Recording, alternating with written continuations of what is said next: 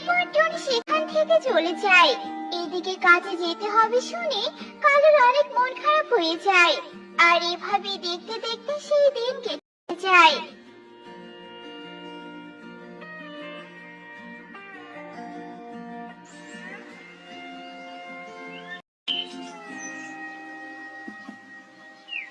আর পরের দিন সকালে কালু ও টনির সাথে ইগলের কাজে চলে যায়। ওরে বাবা রে, কি ওজন রে বাবা! ধুর ধুর, এত কষ্ট কেউ করে নাকি?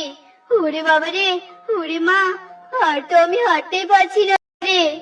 কালু অনেক কষ্ট করে তার মাথার উপরে থাকা মাটির টালিটা খালের ধার পর্যন্ত নিয়ে যায়। আর টুনি সেটা দেখতে পেয়ে বলতে থাকে, একে কালু দাদা তো কাজ না করে বিশ্রাম নিচ্ছে। এখন যদি ইগল দাদা এসে দেখে তাহলে তো কালু দাদাকে কাজ থেকে তাড়িয়ে দিবে। না না, এই কালু দাদা বুঝি এই কাজ করতে পারবে না। এই কথা বলে টুনি কালুর কাছে যায় আর কালুকে ডাকতে থাকে। এরপর কালু ঘুম থেকে উঠে আবারও কাজ করতে শুরু করে। আর এভাবে দেখতে দেখতে সেই দিন কেটে যায়।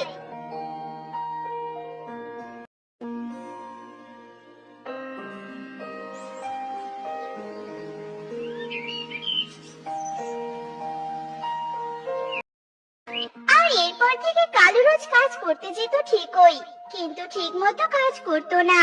একবার কাজ করলে দুইবার বিশ্রাম নিত। আর টুনি গিয়ে কালুর ঘুম ভাঙিয়ে দিত।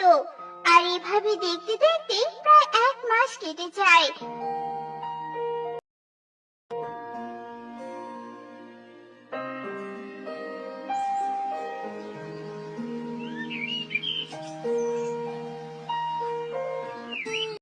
আর টুনিরা তাদের পারিশ্রমিক নেয়ার জন্য ইগলের বাড়িতে চলে আসে। তোরা টাকা নিতে এসেছিস? হ্যাঁ ইগল দাদা, আমরা আমাদের পারিশ্রমিক নিতে এসে গেছি। আচ্ছা ঠিক আছে, তোরা একটু দাঁড়া, আমি এক্ষুনি ঘর থেকে টাকা নিয়ে আসছি। এই কথা বলে ইগল যেই না ঘরের দিকে চলে যাবে, ঠিক তখনই সে মাথা ঘুরে পড়ে যায়। আর ইগলকে অসুস্থ হতে দেখে কালো টুনি ও কবুতর তাকে ঘরে নিয়ে যায়। এ কি, ইগল দাদা এভাবে আলমারিটা খুলে রেখেছে কেন? এত দামি দামি গয়না চোরের নজরে পড়লে তো ইগল দাদার অনেক বড় ক্ষতি হয়ে যেতে পারে। ঠিক বলেছিস রে টুনি, ইগল দাদা হয়তো আলমারি বন্ধ করতে ভুলে গেছে। তুই বরং আলমারিটা বন্ধ করে দে, আর আমি আর কালু দাদা মিলে ইগল দাদার জ্ঞান ফেরানোর চেষ্টা করি। এরপর টনি আলমারি বন্ধ করতে থাকে। এদিকে কবুতর ও কালু মিলে ইগলের মুখে পানি ছেটাতে থাকে। আর কিছুক্ষণ পর ইগলের জ্ঞান ফিরে আসে।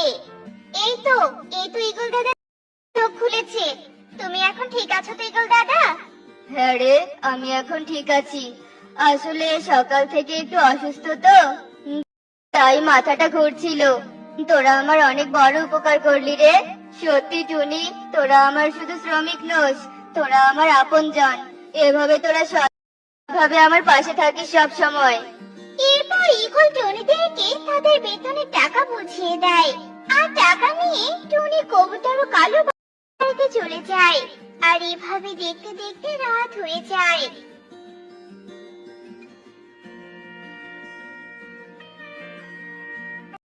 600, 700, 800, 900, 1000।